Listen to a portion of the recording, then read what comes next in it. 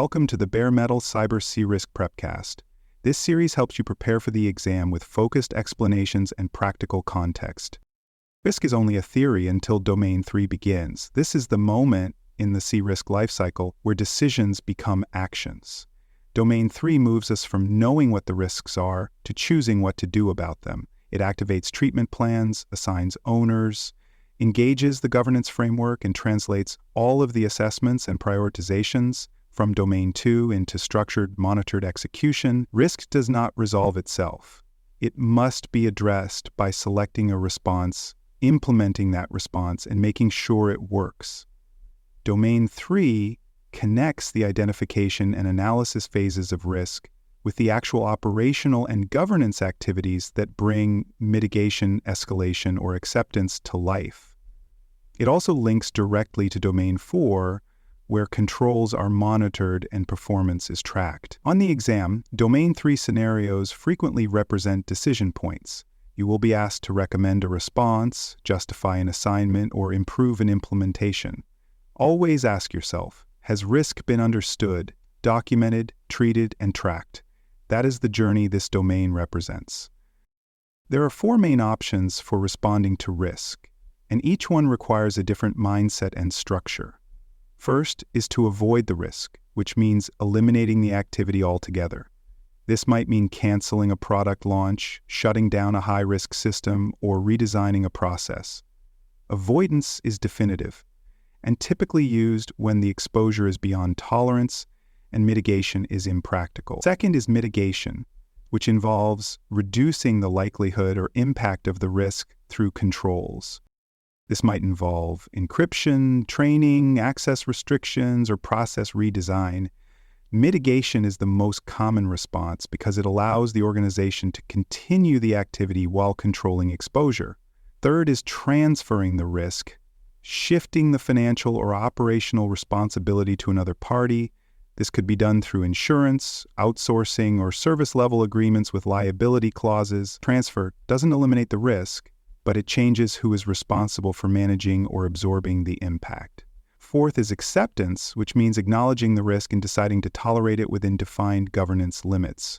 This option must be supported by evidence and approved by appropriate governance authorities. On the exam, you will be expected to evaluate the situation and select the right response, not based solely on the threat, but on the business context, cost, and strategic fit. Whatever response is chosen, it must be documented.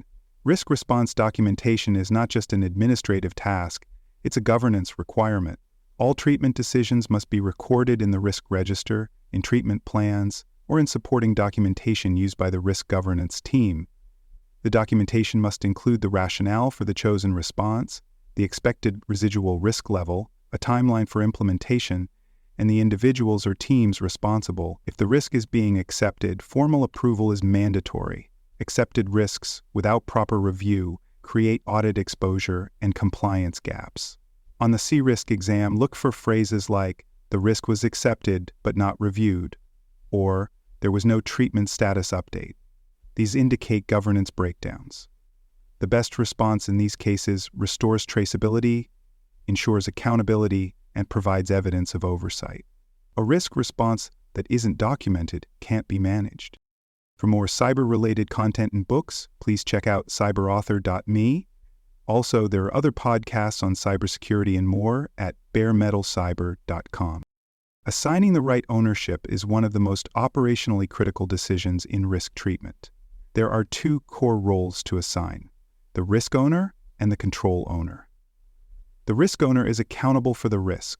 They are responsible for approving the treatment plan, tracking the risk status, ensuring updates are made, and escalating the risk if conditions change. The control owner, on the other hand, is responsible for implementing, operating, and maintaining specific controls that support the treatment plan. Assignments must be made based on authority, subject matter expertise, and accountability. Assigning a risk to someone who can't approve treatment or assigning a control to someone who doesn't understand how it functions creates gaps.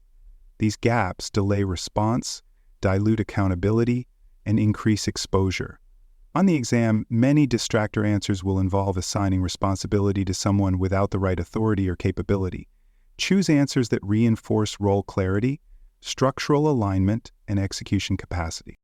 A risk treatment plan puts the chosen response into structured motion. It includes a description of the selected response, whether it's avoid, mitigate, transfer, or accept, and the specific actions required to implement that response.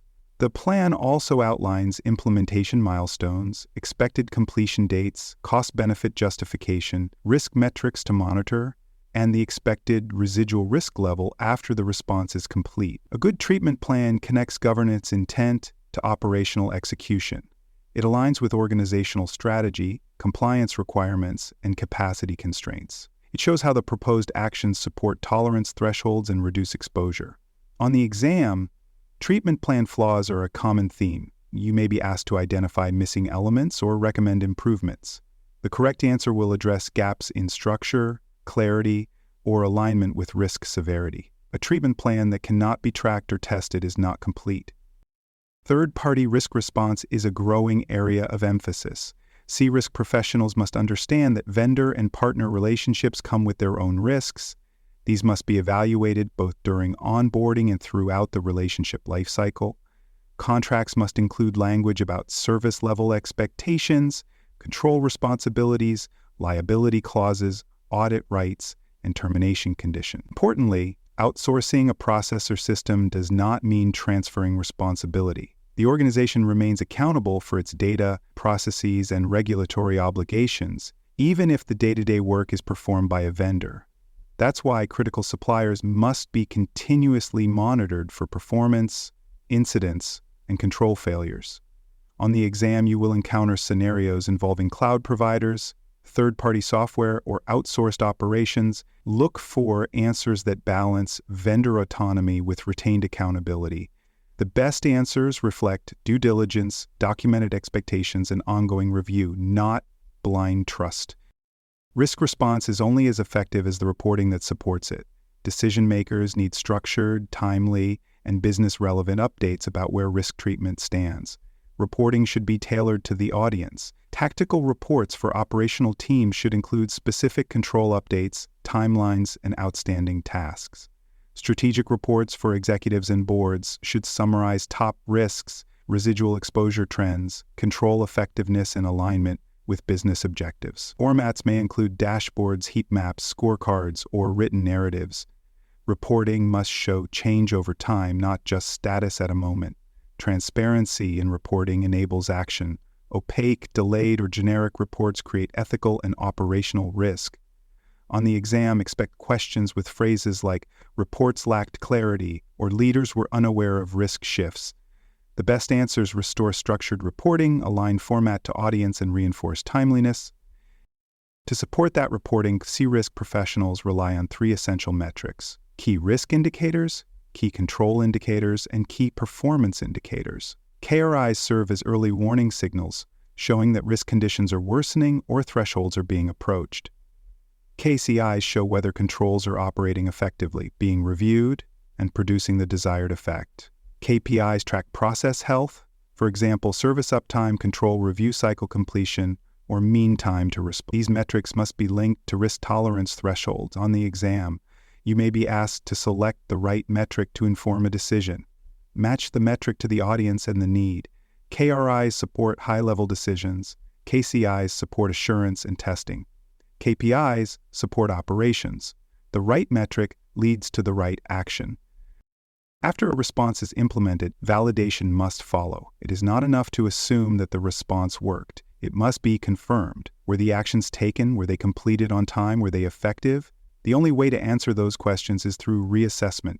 Residual risk must be recalculated after treatment. Controls must be tested. Audit data and operational metrics must be reviewed. Without validation, risk treatment becomes a theory with no evidence. CRISC professionals know that monitoring closes the loop.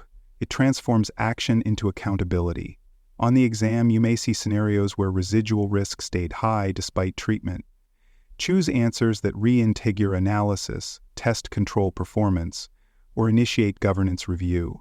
Assumed success is not confirmed success. Validation is the proof. Succeeding in Domain 3 on the exam means knowing where you are in the response cycle. Are you selecting a treatment, assigning a role, tracking a plan, reporting status? Your first step in any question is to find your place.